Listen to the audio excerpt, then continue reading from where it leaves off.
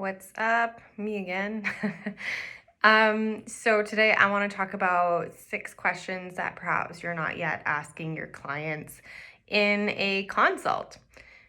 So one of my things that I like to push, I'm going to start the video by this, is saying that you should always have a free consult. Many reasons for this. First one is to find out if you're actually a good fit. So a lot of times, you have a free consult with somebody and they're not in your niche, they're not kind of in your domain.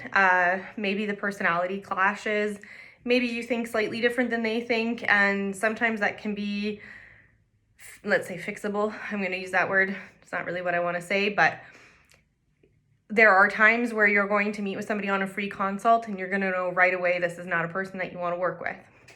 We have probably all experienced that. I mean, we don't get along with everybody. Some people who follow us or want to get our advice are not going to be our people. So always have a free consult. In this consult, this is where you can ask these questions.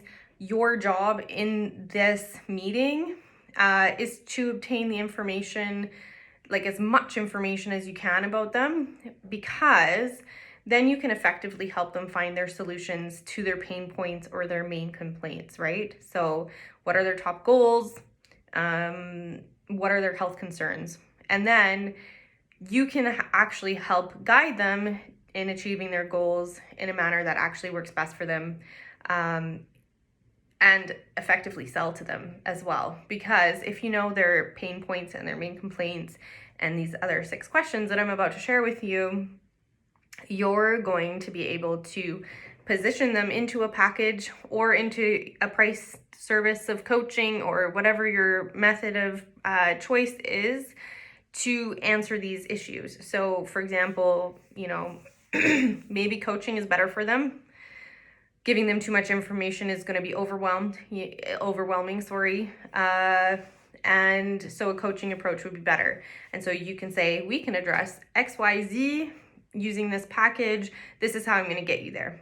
So that's what the free consult is for.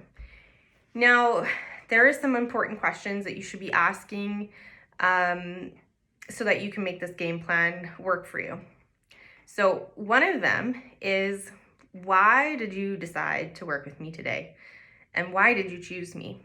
So it might seem kind of obvious to you at first, but this is the opportunity to dig into what your clients' pain points are. They're going to explain to you why they came to you.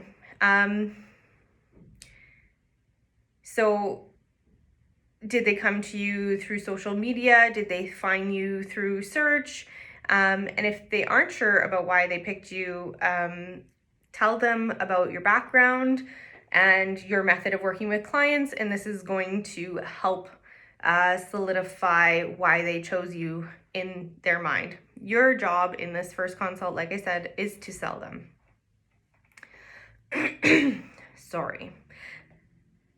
So, second question you want to ask them is, what has worked for you in the past and what hasn't worked? So a little bit like I said before, how do you know where you're going to direct them? What method are you going to choose to work with them? But if you have an idea in your mind about what didn't work with them in the first place to resolve these pain points or these health concerns that they're already coming with, then you can help build a strategy to help them get past these barriers. So part of our job is to coach. And this isn't something that's really taught a lot, unfortunately, but how are you going to get them to reach their goal? So setting goals with them, making them measurable, making them time bound. We all know SMART goals, right? So point 3. I'm gonna have some water. You guys, what are you drinking right now? Water, coffee, tea? Where are you at in your day? Thirsty today.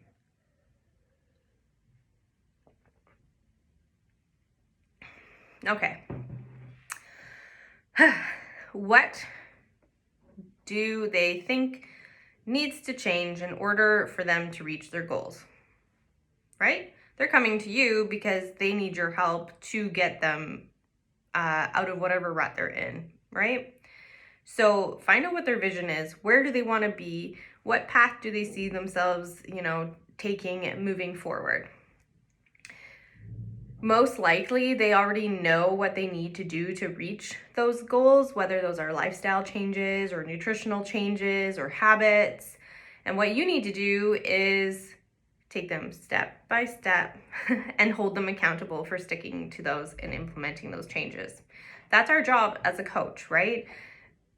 I think I know there's a lot of fitness professionals who are also nutrition coaches, and so this concept might be a little bit more prevalent, but because of the way that we're taught our nutrition stuff, it's usually working in a clinical setting, kind of giving almost, I'm going to say the word prescriptions as to what the person should do instead of giving them achievable goals to obtain. So, in the coaching world, it's more important to give them tasks that they can complete and that they're actually going to achieve instead of just handing a meal plan or a gigantic amount of information all at once. It's not going to work. They're not going to follow through. That information is already available to them elsewhere. They're coming to you in order to get these digestible bits of information. I cover that in a different video, by the way. Okay, what obstacles could prevent you from meeting your goals, and what can you do to avoid them? What a good question. Let's be realistic. There's always going to be problems, obstacles that get in the way of actually implementing whatever it is that you give to them. Maybe they have a family, maybe they work a lot, maybe they've got a picky eater, maybe they don't have time for meal prep, maybe they eat out a lot at lunch. Once these obstacles have kind of been revealed, you can create solutions to help them get past that, and it's going to look a lot less daunting to them. So if you tackle these kind of ahead of time, later when the plan is implemented, whatever plan that is that you guys create together, these obstacles aren't going to be a problem anymore. And hopefully whatever this failure was that they had before won't be an issue anymore. Another good question. Okay. Who do you count on as being part of your support system, and who's going to be by your side, right? Without this positive support system, for example, friends, family, an accountability partner, which could be you, right? You're the coach, you're there for accountability. Having a partner or a family member or even a friend to go along the journey with them can help them actually be more successful in meeting those goals. And it can be a lot less daunting for a client to work with somebody, obviously a coach, unless it's like a really personal thing. But, when you're working with your friend, it's a lot more fun, and you have somebody to be with. It's a lot less intimidating. You don't feel alone as the client, there's benefits to being more than one in a group. So being surrounded by these positive and encouraging people when making these deep changes in life can help your client know who to turn to during these difficult times. So if they're feeling unmotivated or challenged by these changes, it can really actually make the difference between failure and success. All right, last question, guys. If you look 1 year in the future, this is true for you guys too, business related too. We're not the only ones, or the clients aren't the only ones who have to set goals and make changes. Just pointing that out. If you look 1 year in the future, what needs to have changed for you to be truly happy with the outcome of your transformation? So if you get a client to emotionally connect with their future self and you find out where they want to be 1 year from now with as much detail as possible, this emotional connection is actually going to give them a big enough incentive to want to do the necessary changes to succeed. So the more specific that they are about what they want to see happening for themselves, the better. This is key to answering, these important questions. They've already then sketched out the path for themselves on how they're going to get there. in permaculture, we say the problem is the solution, right? So if you can emotionally connect to what changes you want to see with this client or yourself, you can obviously, you have the path, you have the knowledge, you kind of point out to yourself that you already know what you got to do, and it's just putting your heart into it that is going to be the biggest change. And that's not something we talk a lot about, but these are the lifestyle changes and the mindset changes that need to be integrated into our coaching and into our practice. They call it practice for a reason. We have to practice, right? That's something that I always find funny, yoga practice, consulting practice, like we have to practice these changes.